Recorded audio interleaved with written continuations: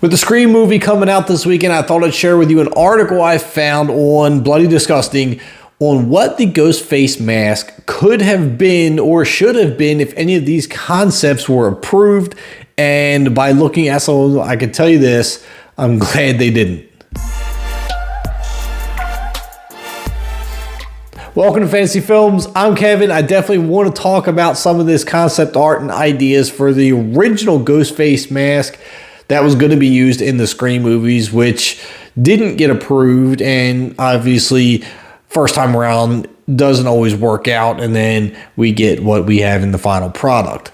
But let's talk about these masks, because these are interesting. The creators of the show said that the original mass-produced mask was called the Peanut-Eyed Ghost. Now, this mask was inspired by Edvard Munch's painting The Scream. Don't know if that's where they got the title for the movie, but it would be quite coincidental if it wasn't. But this mask was actually produced by a company called Fun World in the early 90s.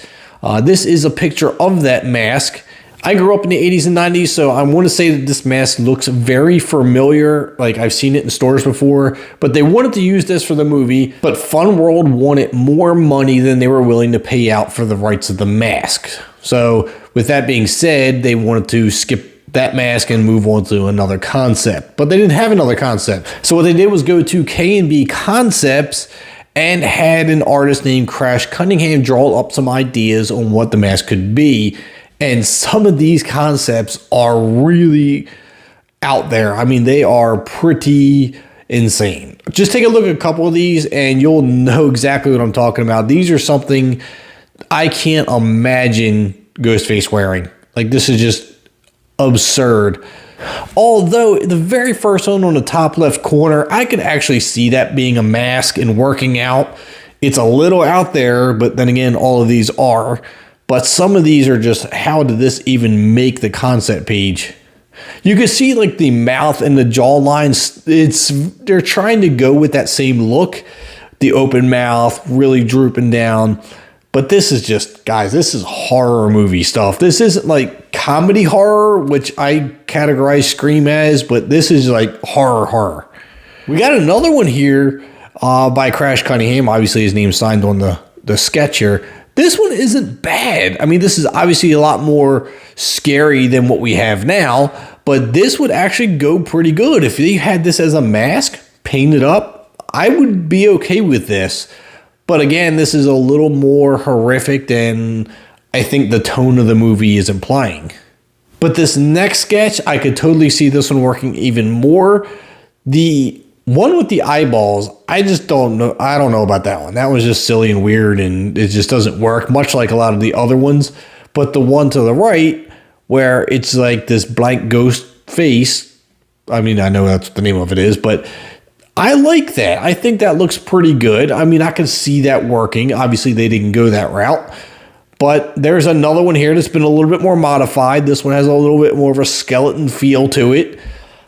Not bad either. Obviously, we're getting a little closer to what we know as Ghostface.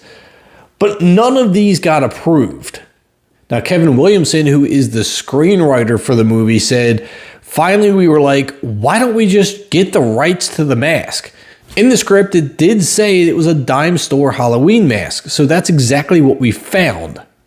Now, he's referring to that peanut Ghostface mask, but obviously since Fun World didn't want to sell the rights out for the right price, they decided to take that mask and just kind of mold it and rearrange it to where it was their own piece, so no longer was the copyright an issue.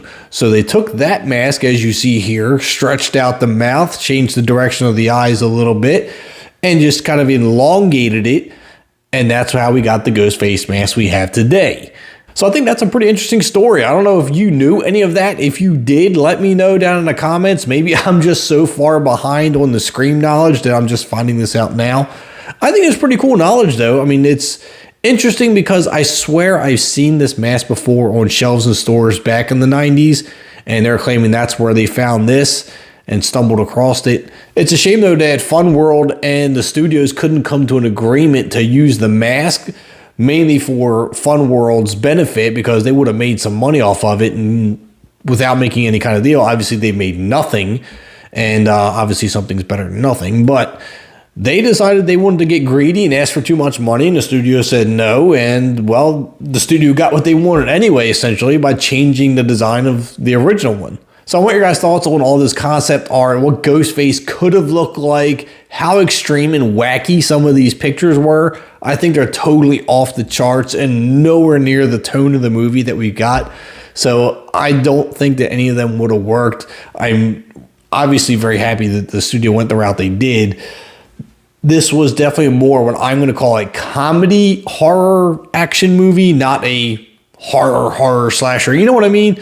The tone is just, it doesn't fit the original concept art. Anyway, leave your comments down below. Let me know what you think. Drop a like on the video if you enjoyed the content. Hopefully you did. And if you did, consider hitting that subscribe button and bell notification on your way out. I'm Kevin, and I'll see you at the concession stands.